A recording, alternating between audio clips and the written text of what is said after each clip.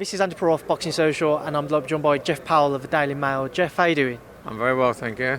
It's good to hear. Obviously, as everybody can see, we're out here in Saudi Arabia ahead of Ruiz-Joshua 2. What are your thoughts on their rematch, Jeff? It's absolutely fascinating, intriguing. Obviously, as a consequence of the first fight, which was a massive shock for everyone.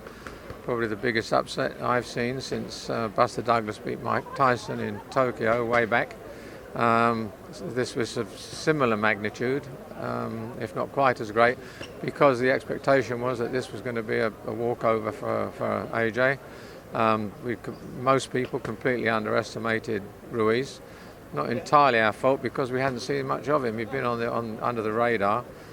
The only thing I can recall concentrating on was film of his fight with Joseph Parker. That should have rung an alarm bell of some sort, because he looked to me unlucky to lose that fight, looking through the fisheye lens of television, which is not always the best way, but it looked to me like he probably won that fight quite comfortably and got on the wrong end of a hometown decision in New Zealand. But other than that, the expectation was he was 11-1, that this was going to be a pushover. But what makes it more intriguing is the nature of the defeat.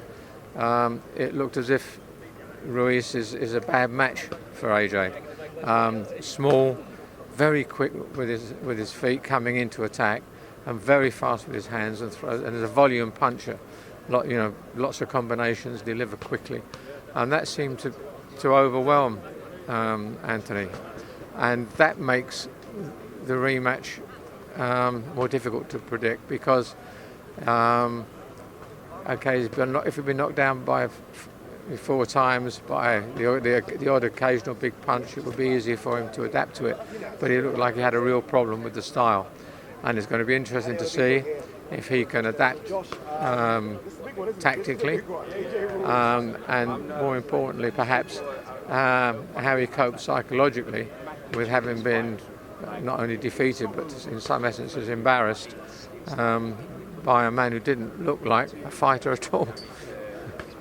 AJ has obviously had pressure on him throughout his career from the moment he turned over as a professional on the back of his Olympic success up until he won his world title against Charles Martin. He's just continued to grow. Going into this rematch with Ruiz, do you feel there's more pressure on him or less pressure on him without having those titles, and maybe everybody being a bit more aware to the dangers that Andy Ruiz possesses? I'm assuming that the ambition still burns brightly. He's a fighting man. That's the imperative for people, regardless of how much success you've had and how much wealth you've gathered in. If you're a fighting man, you want to fight. If you're a competitive person, you want to win. And I sense that fire still burns in him. If that's so, then all could be well.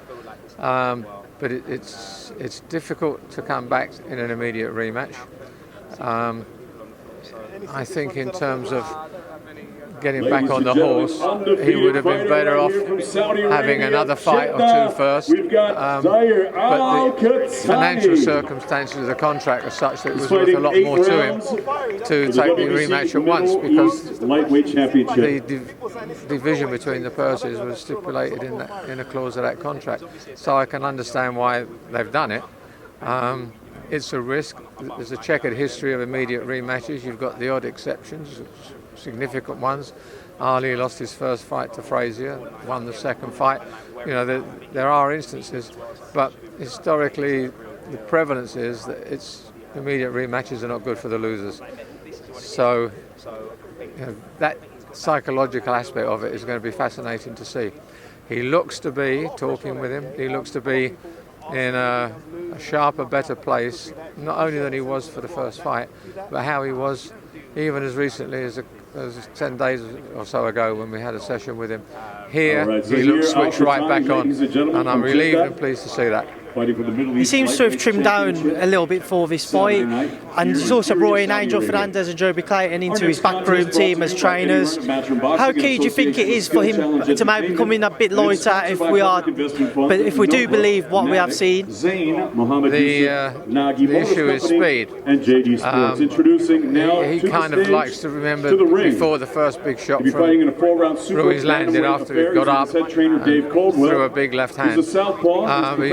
He tries to remember that before that he was saying he was beating him to the punch, which was probably the case. But the essence of the quickness as the fight went on clearly favoured Ruiz, and I suspect going to come in lighter to be quicker, more mobile than he's renowned for. Hopefully on his feet, moving, boxing with a jab, keeping away from him, not so much risk of being caught by a haymaker. The idea is to be quicker.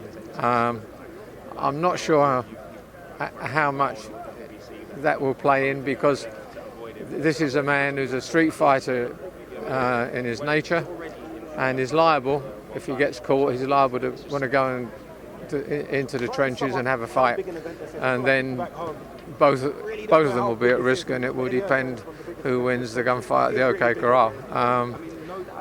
Whether he can adapt tactically, that also remains to be seen. He says he's improving and he can be a different fighter, and we might see an altogether different fighter on the night. You wouldn't want to see him making lots of adjustments. We expected that he was going to dominate the fight anyway in the first one.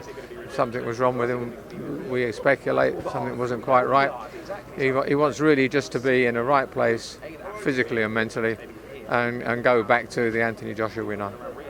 Well, Jeff Powell, I appreciate your time. We'll leave things there. Thanks for speaking to myself on Boxing Social. Yeah, say what? I said thank you. Oh, thank you. Good luck, Boxing Social. Pleasure to see you guys. Cheers, Jeff. Thank you.